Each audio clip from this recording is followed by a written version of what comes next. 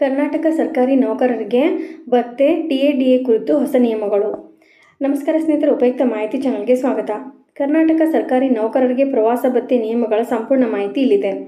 ಕರ್ನಾಟಕ ರಾಜ್ಯ ಸರ್ಕಾರವು ಸರ್ಕಾರಿ ನೌಕರರಿಗೆ ಪ್ರವಾಸ ಭತ್ಯೆ, travel allowance and daily allowance DA ಸಂಬಂಧಿಸಿದಂತೆ ಹೊಸ ಮಾರ್ಗಸೂಚಿಗಳನ್ನು ಹೊರಡಿಸಿದೆ.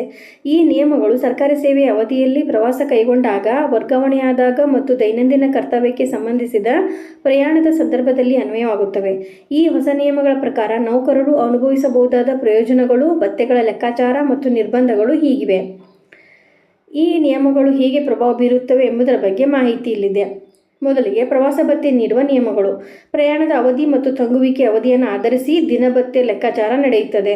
6 ಗಂಟೆಗೊಳಗಿನ ಪ್ರವಾಸ ಯಾವುದೇ ಭತ್ಯೆ ಪಾವತಿಯಾಗುವುದಿಲ್ಲ. 6 ಗಂಟೆಯಿಂದ 12 ಗಂಟೆಯವರೆಗೆ ಅರ್ಧ ದಿನ ಭತ್ಯೆ ಹಾಫ್ ಡಿಎ ನೀಡಲಾಗುತ್ತದೆ. 12 ಗಂಟೆ ಅಥವಾ ಅದಕ್ಕಿಂತ ಹೆಚ್ಚು ಆದರೆ 24 ಗಂಟೆಗಳೊಳಗೆ ಪೂರ್ಣ ದಿನ ಭತ್ಯೆ ಅನ್ವಯಿಸುತ್ತದೆ. ಉಚಿತ ಊಟ ಮತ್ತು ವಸತಿ ದೊರಕಿದಲ್ಲಿ ದಿನ ಭತ್ಯೆ 4/1 ಭಾಗ ಅಂದರೆ ಶೇಕಡ 25 ಮಟ್ಟಕ್ಕೆ ಇಳಿಸಲಾಗುತ್ತದೆ. ಉಚಿತ ಊಟ ಅಥವಾ ವಸತಿ ಮಾತ್ರ ಇದ್ದರೆ 2/1 ಭಾಗ ಶೇಕಡ 50 ದಿನ ಭತ್ಯೆ ಲಭ್ಯ. ಪ್ರವಾಸದ ಅವಧಿಯಲ್ಲಿ ಸಾರ್ವಜನಿಕ ರಜೆ ಬಂದರೂ ಯಾವುದೇ ಹೆಚ್ಚುವರಿ ಭತ್ಯೆ ಪಾವತಿಸುವುದಿಲ್ಲ. ಪ್ರವಾಸದ ವೇಳೆ ರಜೆ ಬಳಸಿದರೆ ದಿನ ಭತ್ಯೆ ಅನುಮೋದಿಸಲಾಗುವುದಿಲ್ಲ. ಕೇಂದ್ರ ಸ್ಥಾನದಿಂದ ಗೈರು ಹಾಜರಾಗಿದ್ದರೆ ನೌಕರರು ಕೇಂದ್ರ ಸ್ಥಾನಕ್ಕೆ ಮರಳುವವರೆಗೆ ಗೈರು ಹಾಜರಿ ಲೆಕ್ಕವಿರುತ್ತದೆ. ಪ್ರಯಾಣ ಭತ್ಯೆ ನಿಯಮಗಳು. ನೌಕರರು ವಿವಿಧ ಸಾರಿಗೆ ವ್ಯವಸ್ಥೆಗಳನ್ನು ಬಳಸಿದಾಗ ಸರ್ಕಾರದಿಂದ ಅನುಮೋದಿತ ಭತ್ಯೆಗಳ ವಿವರ: ರೈಲು ಪ್ರಯಾಣ, ರೈಲ್ವೆ ಟಿಕೆಟ್ ಶುಲ್ಕ ಮತ್ತು ದಿನ ಭತ್ಯೆ ಮತ್ತು ಮೈಲೇಜ್. ಬಸ್ ಪ್ರಯಾಣ, ಬಸ್ ಟಿಕೆಟ್ ದರ, ದಿನ ಭತ್ಯೆ ಪ್ಲಸ್ ಮೈಲೇಜ್. ವಿಮಾನ ಪ್ರಯಾಣ, ವಿಮಾನದ ಟಿಕೆಟ್ ದರ ಪ್ಲಸ್ ದಿನ ಭತ್ಯೆ ಪ್ಲಸ್ ಮೈಲೇಜ್. ಸರ್ಕಾರಿ ವಾಹನದಲ್ಲಿ ಪ್ರಯಾಣ ಕೇವಲ ದಿನ ಭತ್ಯೆ ಮಾತ್ರ ಲಭ್ಯ. 3. ವರ್ಗಾವಣೆಯ ಸಮಯದಲ್ಲಿ ಲಭ್ಯವಿರುವ ಅನುಕೂಲಗಳು. ನೌಕರರ ವರ್ಗಾವಣೆ ಸಂದರ್ಭದಲ್ಲಿ ಪ್ರಯಾಣ ಮತ್ತು ಭತ್ಯೆಗೆ ಸಂಬಂಧಿಸಿದ ಮುಖ್ಯ ನಿಯಮಗಳು. ಕುಟುಂಬ ಸದಸ್ಯರ ಪ್ರಯಾಣ, ಗಂಡ ಹೆಂಡತಿ ಅವಲಂಬಿತ ಮಕ್ಕಳಿಗೆ ಮಾತ್ರ ಪ್ರಯಾಣ ದರ ಲಭ್ಯ.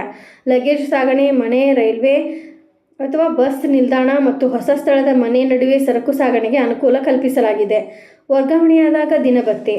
ಕುಟುಂಬದ ಎಲ್ಲ ಸದಸ್ಯರಿಗೆ ಪ್ರಯಾಣ ದರ ಪಾವತಿಸಲಾಗುತ್ತದೆ, ಆದರೆ ದಿನ ಭತ್ಯೆ ಲಭ್ಯವಿಲ್ಲ. ವಿಮಾನದಲ್ಲಿ ಪ್ರಯಾಣ ಅನುಮತಿ. ರಾಜ್ಯದಲ್ಲಿ ಪ್ರಯಾಣ ರೂ. 61,150ಕ್ಕಿಂತ ಹೆಚ್ಚಿನ ವೇತನ ಹೊಂದಿರುವವರು ಮಾತ್ರ ವಿಮಾನ ಪ್ರಯಾಣ ಮಾಡಬಹುದು. ರಾಜ್ಯದಿಂದ ಹೊರಗೆ ಪ್ರಯಾಣ ರೂ. 74,400ಕ್ಕಿಂತ ಹೆಚ್ಚಿನ ವೇತನ ಹೊಂದಿದವರಿಗೆ ಮಾತ್ರ ಅನುಮತಿ. ಸ್ವಂತ ಕಾರು ಅಥವಾ ಬಾಡಿಗೆ ವಾಹನ ಬಳಸುವ ಅವಕಾಶ. ರೂ. 43,100ಕ್ಕಿಂತ ಹೆಚ್ಚಿನ ವೇತನ ಹೊಂದಿದ ನೌಕರರು ವರ್ಗಾವಣೆ ಸಂದರ್ಭದಲ್ಲಿ ತಮ್ಮ ಕಾರು ಅಥವಾ ಬಾಡಿಗೆ ಕಾರು ಬಳಸಲು ಅನುಮತಿ. ಅವರು ಮೈಲೇಜ್ ರಿಯಂಬರ್ಸ್ಮೆಂಟ್ ಅನ್ನು ಪಡೆಯಬಹುದು. ಮುಂಗಡ ಹಣ ಹಾಗೂ ಭತ್ಯೆಗಳ ಲೆಕ್ಕಾಚಾರ. ಮುಂಗಡ ಹಣ. ಸರ್ಕಾರಿ ನೌಕರರು ಶೇಕಡ 80ರವರೆಗೆ ಮುಂಗಡ ಹಣ ಡ್ರಾ ಮಾಡಬಹುದು. ಪ್ರತಿ ಕುಟುಂಬ ಸದಸ್ಯನಿಗೆ ಪ್ರಯಾಣ ದರ ಲಭ್ಯ, ಆದರೆ ದಿನ ಭತ್ಯೆ ನೀಡಲಾಗುವುದಿಲ್ಲ. ವಿಮಾನ ಪ್ರಯಾಣ ಅವಕಾಶ ಕುಟುಂಬದ ಸದಸ್ಯರಿಗೆ ಲಭ್ಯವಿರುವುದಿಲ್ಲ. ಕೊನೆಯದಾಗಿ ಹೇಳುವುದಾದರೆ, ಈ ಹೊಸ ನಿಯಮಗಳ ಪ್ರಕಾರ ನೌಕರರು ಅವರ ಸೇವಾ ಅವಧಿಯ ಪ್ರಯಾಣಕ್ಕೆ ನಿರ್ದಿಷ್ಟ ಶ್ರೇಣಿಯ ಅನುಕೂಲಗಳನ್ನು ಪಡೆಯುತ್ತಾರೆ.